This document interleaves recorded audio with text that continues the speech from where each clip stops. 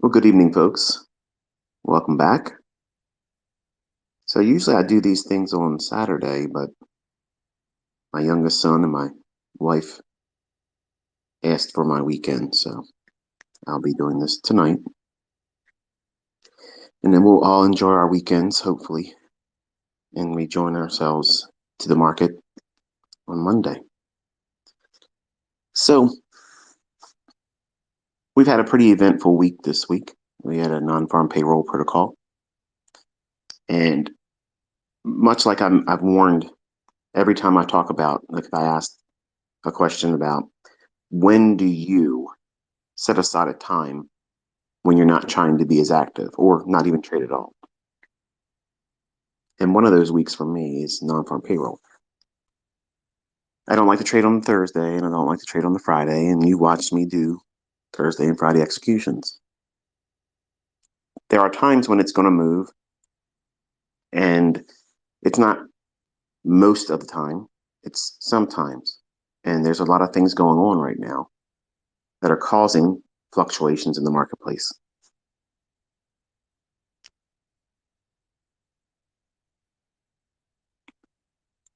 Perhaps you noticed today that there was a major bank that's garnered a lot of attention because it's been shut down by the authorities. And to be honest with you, I don't know all the details, so I'm not going to talk too much about it. But imagine for a moment that you had money in that bank right now. In fact, what if it was the only bank account that you had your money in? There's a lot of people lining up in front of that bank right now trying to get their money, hoping they can get their money. We're told that the FDIC is there to save our ass, just in case, up to $250,000 per bank per account. Well, what if I told you there isn't enough money to cover everything? And what if I told you that the FDIC terms state that they could pay up to 100 years before they give you your money back? So that's the fine print, folks. So there's a culling about to begin, and it's probably already beginning now. And I mentioned this many times in the past, where why are you learning how to do this trading thing? To prepare yourself to live a better life. Some of you want to get rich, and some of you just want to make ends meet, and some of you just want to have a secondary income to do whatever it is that you want to do. All of those things are fine. There's nothing wrong with that. But take a moment and think for a second. What if you were blocked from having access to your money? If you couldn't get into the account to get it, the bank doors were closed, the website wouldn't let you in, would you be prepared to handle something like that? What if there was a delay up to weeks or a month or more before you had access to it? Is your house ready for something like that? Now, I'm not trying to scare you. This is actually a good message, but I want you to kind of think about something like that, because just because we have FDIC insurance supposedly protecting our bank accounts and the deposits, I personally, I don't have a lot of faith in that. In fact, I don't have an answer as an alternative either. I know some of you will raise your hand and say, "Oh, that's crypto's job. That's why we have Bitcoin and we have all these altcoins. We won't have that problem." That'll be another discussion later in this month. But hopefully, you've seen this week, there's a way to potentially harvest a potential secondary income. And that secondary income can be modest, it can be above average, It could replace a job. It could many times replace a salary several times over. It matters not what your specific goal is, because your goal is yours. Mine are mine, and everyone else listening to this, they all have their own goals. But you have to prepare while you make money, when you make money. You have to prepare for times that are coming. They're going to be hard. Everything's expensive now. Yes, I know. They're going to get more expensive, harder to get. Back in 2008 and 2009, we had the Leman Brothers and a potential financial meltdown that was averted by the good old taxpayers of the United States. We came in and bailed them out. There's already talk about bailing out this particular bank. Whether that happens or not, I don't know. But if you studied the history around that 2008, 2009, they would lead you to believe that that was potentially financial Armageddon. Everything was going to melt down unless we bailed them out. So I want you to be aware that there are things that unfortunately are uncomfortable to talk about. They're not fun. They're not sexy. They're not in vogue. But we're fastly approaching a time when, if you aren't prepared to have the money that you're earning from your trading to be able to take care of things, like how much cash do you have on hand? Most of us have just a debit card or a credit card, and we have money in the bank. But what happens if you can't access it? How would you be able to function? Could you get gas in your car? Could you get groceries, diapers, formula, medicines, and prescriptions? See, we've grown accustomed to thinking that it's always available to us. Have it right now at our fingertips, push a button, it's ours, it's right there. And there's a lot of families right now that are scared because of what's going on with the bank that they have money in. Some of these companies that actually have employees, they may not be getting paid. Imagine that. Imagine that. They have mortgages, families to feed, car notes to pay, insurance payments, everything like you and I. And we're all sitting back chilling right now on a Friday evening, listening to some goober talk about stuff that you probably weren't wanting to talk about. But they are not thinking, let's sit back and chill. They're very uncomfortable right now, and rightfully so. But my concern is, I'm not panicking. I'm not going to lose sleep over this, but here's my concern. Over the years, whenever I've talked about quote unquote tinfoil hat discussions, the reminder has always been from me to you as the listener is they will pull something on a Friday going into a weekend. That's the MO. That's the way they operate. That's just the way it is. And true to form, here we have a bank failing on a Friday. And that's going to be the excuse why the market went down. We were already looking for the lower prices in S&P. That's not the reason why it went down. But it's a perfect excuse for why it does.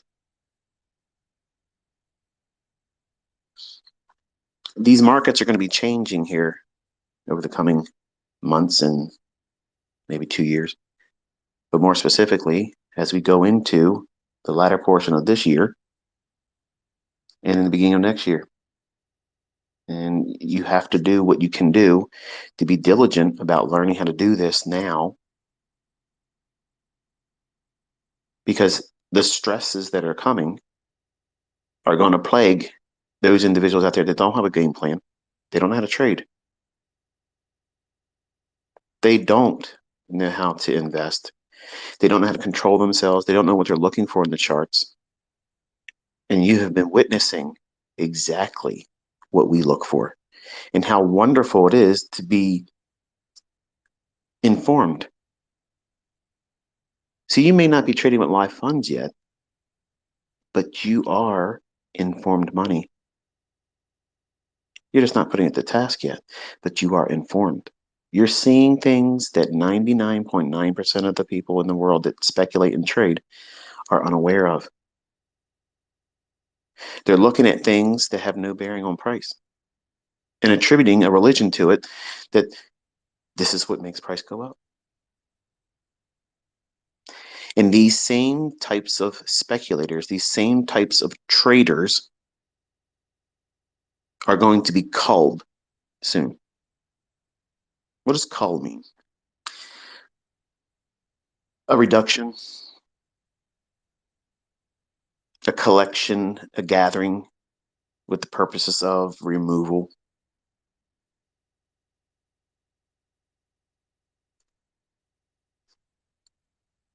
I'm not going to be able to spare all of you, obviously. You're all going to have your own demons to wrestle with and your own character flaws, and that's normal. But for those that are here this year to put the time and effort into it, you're learning a skill set. As long as there's a market and we have access to it, you'll probably find a way to eat. You'll probably find a way to make ends meet. I promise you this, over the next 24 months, everybody's expectations about pursuing the good life, that's going to be diluted. It's going to be, I'm glad I can make ends meet.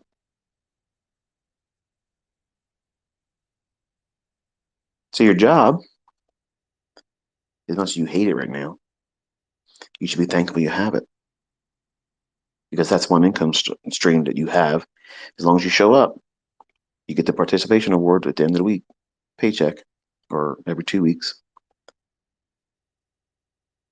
But you're building a business on the side.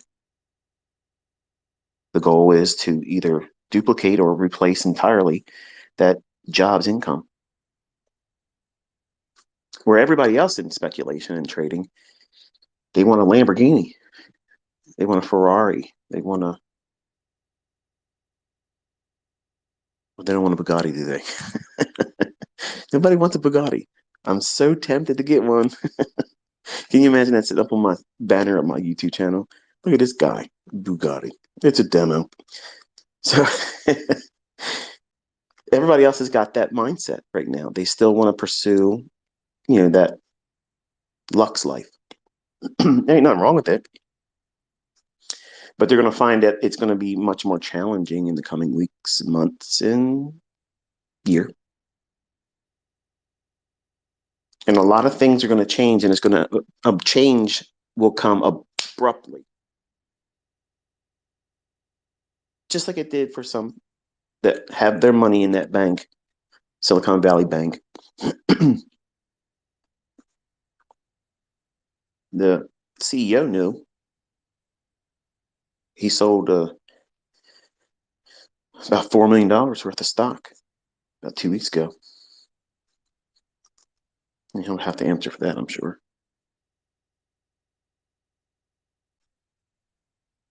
But this culling that's coming is going to remove a whole lot of ignorant, unknowing street money in the markets. It's going to be a bloodbath. They're not going to know what to do. They're going to panic, and they're going to heavily bet just to get themselves out of something. And it's going to parlay something worse, and they're going to lose their money. You're learning how not to do that. You're learning on a market that's very difficult right now, but guess what? It still works. It still works. It works both directions. You can be a buyer and a seller in the same day. You can trade without a bias. You can trade with a bias. You're learning very succinct principles, concepts, times of the day when these things should occur. And you're also seeing evidence to know when it's not there. Well, get out of the trade before it turns on you. Stuff that books don't talk about, things that aren't taught in courses because the average bear doesn't know it. They plow ahead looking for that next setup, that next fill. Give me the buy, give me the sell, give me the stop, give me the target. Don't worry me with all this boring discussion, this psychology stuff. When those candlesticks is a study of psychology, your personal and everyone else trading. You're reading the minds of everybody out there. And you're projecting your hopes and fears into those candlesticks when you're a trader. As a new trader, you're projecting every fear and anxiety it's known to man. It's the end of the world when you're looking at these candlesticks and you're in a live trade. You have no trust, no baseline to feel confident about what it is you're doing. And as a seasoned trader, someone that knows what to look for, has been here before, they're not experiencing their first rodeo. They're familiar with a bull that bucks around and wants to throw them off. That's normal. But a first-time bull rider doesn't feel that way. They're regretting it. They should have kept their rear end on the couch where it was safe to watch it, not being bucked around.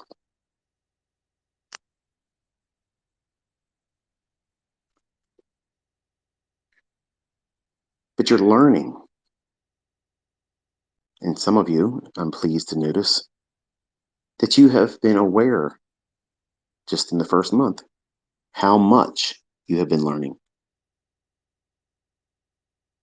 And I'm encouraged as a mentor because sometimes I wonder, are you really putting the work in?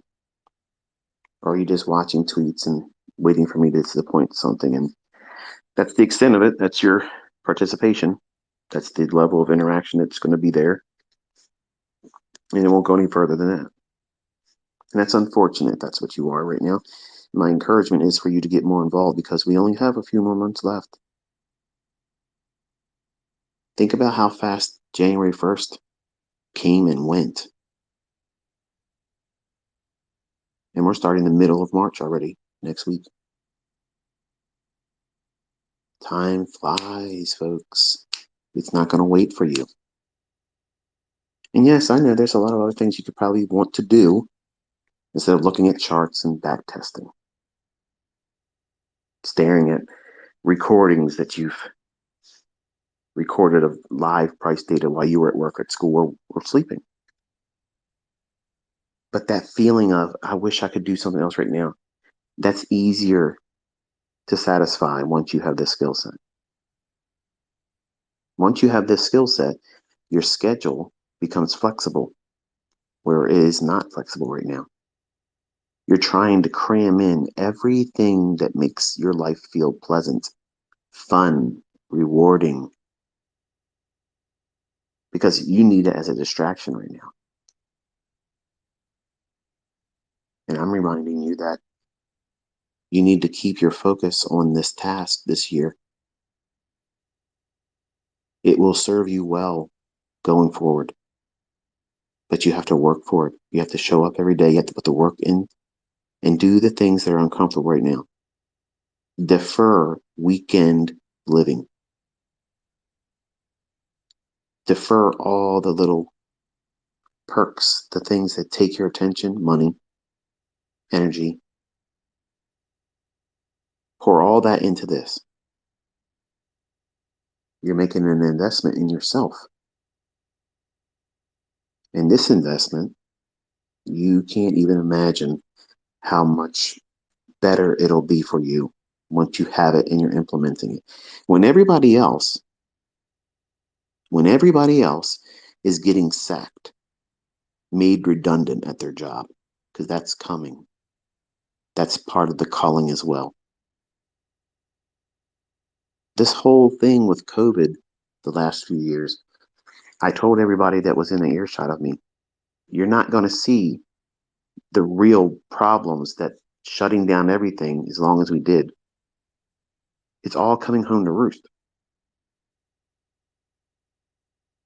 It just hasn't made its way to your household yet. Some of you it has. For many of you, it hasn't yet. And the best thing you could be doing right now is what you're doing right at this moment. Taking in information. Taking in information that you can take, translate that into a skill, and that skill translate into another income stream.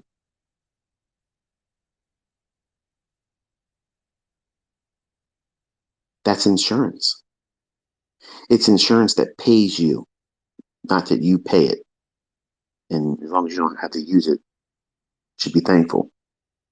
This is insurance that it's going to pay you, pay your children, your spouse, significant other, your family tree.